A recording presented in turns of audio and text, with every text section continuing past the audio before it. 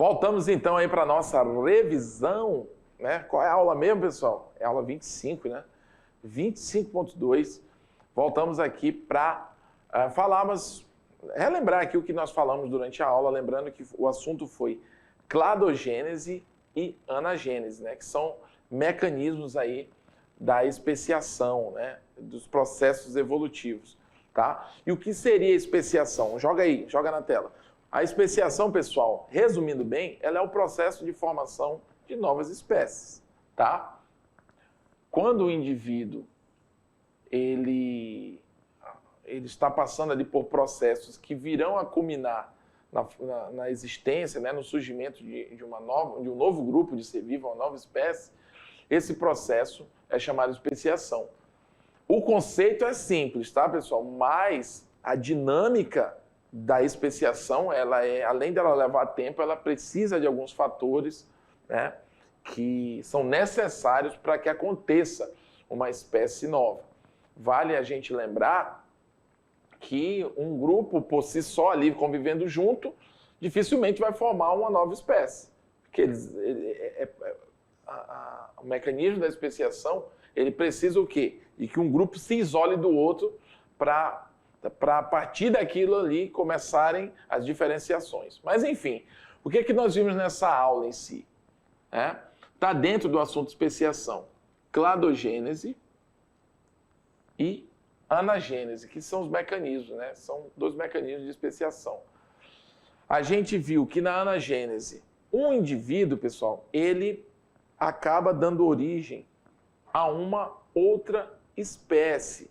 Ou seja, não há ramificações. Um determinado indivíduo, ele, com o passar do tempo, devido a necessidades diferenciadas, ele vai adquirindo novas características, vai acumulando novas características genéticas, se readaptando a determinados ambientes, até que ele forma um novo indivíduo. Aquele grupo não se identifica mais com aquele grupo original, não se identifica no sentido assim, de fisiológica, né? Ele se transformou em um indivíduo totalmente diferente daquele, formando assim uma nova espécie. Nesse caso aqui a gente tem a anagênese, né? Onde a gente percebe aí as convergências adaptativas, seres que possuem aí grupos que são pertencentes a grupos diferentes, porém, devido ao tipo de hábito onde eles vivem, eles podem adquirir formas semelhantes. No caso aqui da cladogênese, a gente já percebe o quê? Ramificações, que já tem mais a ver com a questão da irradiação adaptativa, né? São onde a gente percebe os órgãos homólogos. Lembra da homologia? Órgãos que têm a mesma origem biológica, né? E funções diferentes, tá? Mas o quê? Que são parte ou são derivas, né? São derivados de um mesmo ancestral, de uma mesma origem biológica. Então, nesse caso aqui da cladogênese, a gente percebe ramificações. E a gente também falou sobre o cladograma, né? O cladograma, que é essa representação gráfica para representar os parentescos, né? As linhas genéticas, a ancestralidade de um determinado grupo. É isso?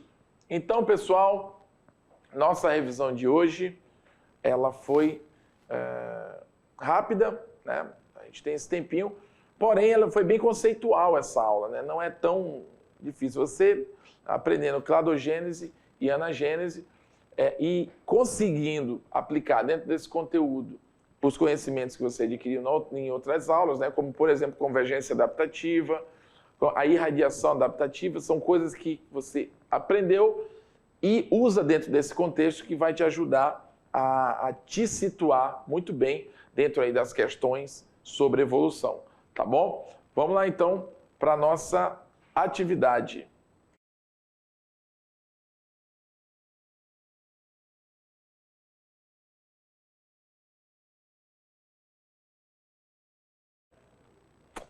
É isso aí, pessoal. Voltamos então para a nossa hora da atividade. Deixa eu ver aqui. a hora da nossa atividade. Nós vamos falar então sobre algumas questões que envolvem essa temática aí. Né? Vamos lá, joga na tela, deu um probleminha aqui no passador, mas vamos pro computador aqui direto. Bom, tirando dúvidas, resolução das atividades, vamos lá. Primeira questão de número 1. A partir de um mesmo tipo de ancestral, ocorre o aparecimento de várias linhas evolutivas divergentes. Um exemplo clássico do que o texto fala sugere que as patas dianteiras do cão e as asas do morcego, apesar de terem funções distintas, porém, a origem embrionária é igual. Fala-se, portanto, de... Olha que interessante, pessoal. Quando nós temos origens embrionárias iguais, né? Mesmo que as funções desses órgãos sejam diferentes ou distintas, como diz aqui no texto, né? A gente tem o quê? Essa resposta, ela tem muito a ver... Você vai pensar, mas essa resposta é sobre aquele assunto da última aula. Mas nessa aula a gente abordou também isso, tá? Só para ficar claro, a gente abordou isso. Esses órgãos são vestigiais? Será? Eles são estruturas homólogas? Eles são órgãos homótipos? São estruturas heterólogas? Essa palavra aqui ficou até meio sem sentido, né?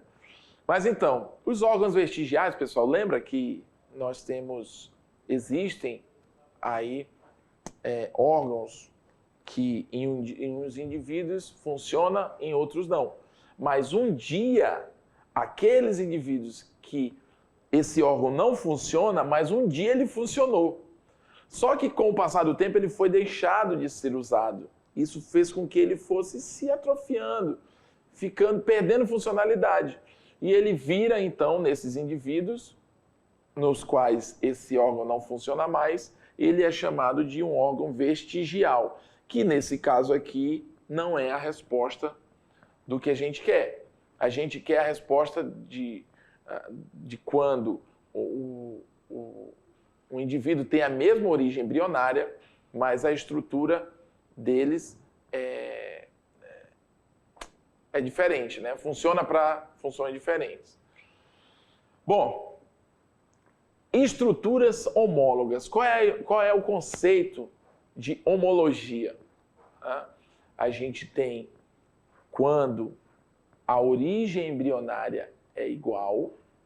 Isso é o conceito de homologia, tá, pessoal? Mas as funções são o quê? Distintas. Legal. Então, aqui a gente já matou a charada. Você sabendo o conceito de homologia, você vai responder uma questão dessa tranquilo. Ele está dizendo aqui, ó, a partir de um mesmo tipo de ancestral, ocorre o aparecimento de várias linhas evolutivas. Se eles têm o mesmo tipo de ancestral, pessoal, a origem embriológica vai ser igual, tá? Então, a partir de um mesmo tipo de ancestral, ocorre o aparecimento de várias linhas evolutivas, ou seja, dele irradiaram, né, várias linhas. Isso é irradiação adaptativa, de um mesmo ancestral irradiando várias linhas evolutivas divergentes. Um exemplo clássico disso é o quê? As patas dianteiras do cão, né? O cachorro e as asas do morcego. Percebam, os dois são mamíferos, pessoal, tá? E o quê? Então eles têm a mesma origem embriológica.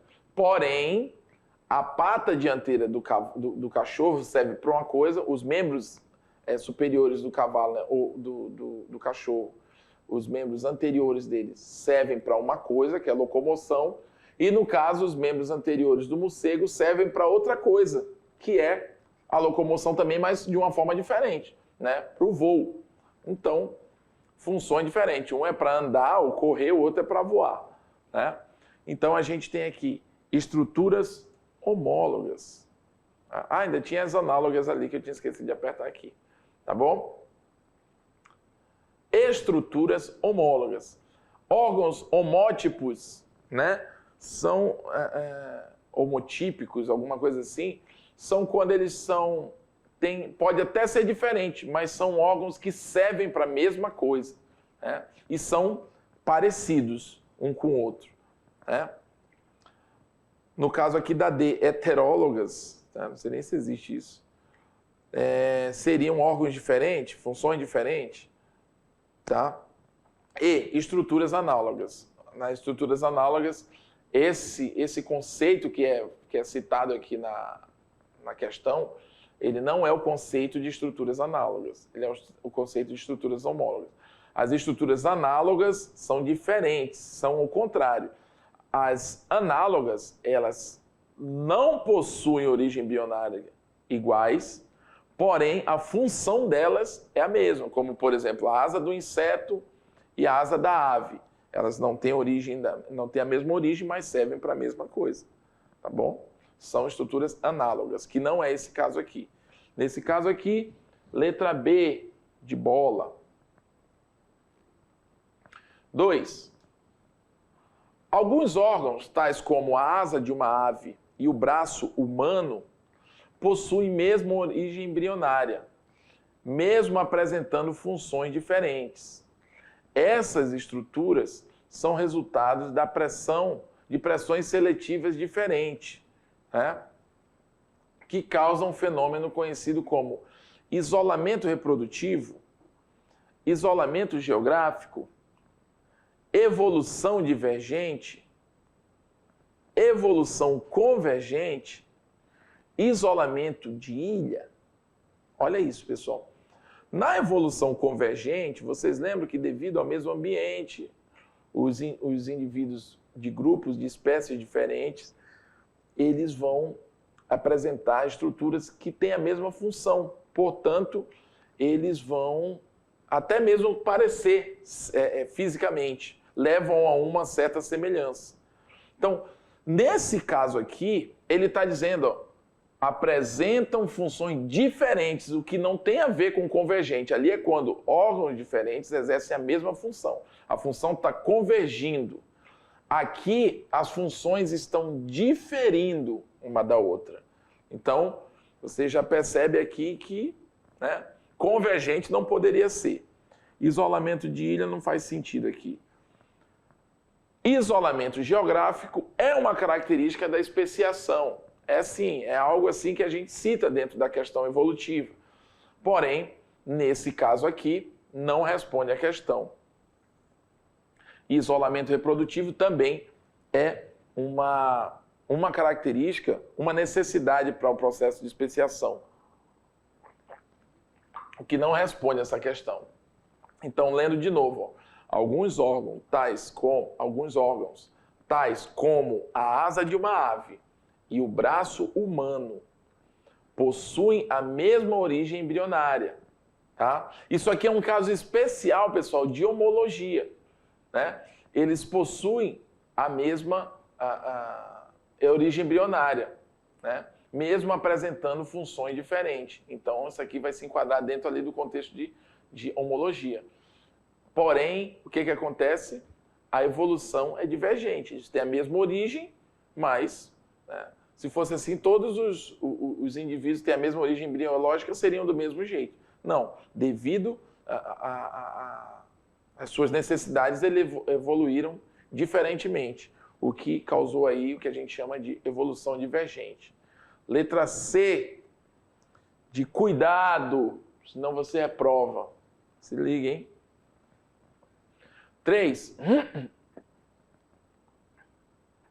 Tá aqui as questões logo. Isso. Com relação à figura a seguir, podemos afirmar que a semelhança morfológica entre os dois tipos de asas, essa questão aqui parece que ela ficou meio incompleta, né? Mas enfim, com relação à figura a seguir, podemos afirmar que a semelhança morfológica entre os dois tipos de asas, entendi. Aí as questões continuam, elas vão finalizar o que está afirmando ali em cima. Elas o quê? mostra homologia entre elas, entre as estruturas. Eu vou colocar num quadrado aqui para você saber exatamente onde termina um e começa outro. Tá? B. Comprova a mesma origem embriológica. C. É resultado da adaptação à execução de uma mesma função. Comprova a ancestralidade comum. E. É consequência da irradiação adaptativa. Né? Primeiro, isso aqui é um inseto, pessoal. Vou botar número 1 e número 2. Isso aqui é um inseto. O outro é uma ave. 1 é um inseto e 2 é uma ave. Então, a consequência da irradiação adaptativa a gente já sabe que não é. Porque irradiação adaptativa é quando várias linhas emergem de uma comum. Né? Então, não é. D. Comprova a ancestralidade comum. Enfim, não tem ancestralidade comum. Mostra homologia entre eles? Não, pessoal. No caso aqui da letra A, não mostra homologia porque são indivíduos de grupos diferentes. Né? Por isso, não tem a mesma origem embriológica. B. Comprova a mesma origem embriológica. Então, isso está dentro do que eu acabei de falar, né? Comprova a mesma origem embriológica? Não. Então, letra C. É resultado da adaptação à execução de uma mesma função. Ou seja, são grupos diferentes, um é inseto, outro é ave, beleza. Porém, eles necessitam desse órgão para uma mesma função, para voar. E para voar, um determinado indivíduo que voa, ele tem que ter um determinado padrão morfológico, né? Reservado às suas estruturas, mas em algum momento os seres que voam, eles vão se parecer. É como, por exemplo, você comparar um avião com um outro animal que voa. Eles não são exatamente iguais, mas a questão da asa está ali. Então, alguma semelhança, ainda que seja análoga, ela vai aparecer. Que no caso aqui, isso é analogia, né? Então, letra C, de casa. Vamos lá, a última questão. Alterações no genoma podem ser ocasionadas por falhas no mecanismo de cópia e manutenção do DNA, que ocorrem aleatoriamente. Assim, a cada ciclo de replicação do DNA, existe uma taxa de erro, ou menos constante de troca de nucleotídeos. Mais ou menos constante de troca de nucleotídeos, independente da espécie. Partindo-se desse pressuposto, foi construída o quê? Uma árvore filogenética de alguns mamíferos, conforme a figura na qual o comprimento da linha horizontal é proporcional ao tempo de surgimento da espécie a partir de seu ancestral mais próximo. Qual espécie é mais semelhante ao seu ancestral mais próximo? Seria o porco? Seria a ovelha? A vaca? O cavalo ou o veado? Qual espécie geneticamente é mais semelhante ao seu ancestral mais próximo? Né? No caso aqui, pessoal, vai ser a vaca, né? Até porque o tempo está acabando, a gente não pode mais nem discutir tanto. Mas o ancestral mais próximo, a dupla, digamos assim, resumindo, a dupla mais próxima em termos de semelhança seria a vaca, né? Que é a mais próxima do seu ancestral, que é a ovelha, né? Do seu parceiro, digamos aí, de evolução. Porque ela é bem menos parecida com o veado, né? Do que com o porco, podemos dizer assim. Então, letra C, de casa, pessoal. Vamos lá? Essa foi a nossa aula 25. Vamos seguindo em frente, que tem muito mais coisa por aí.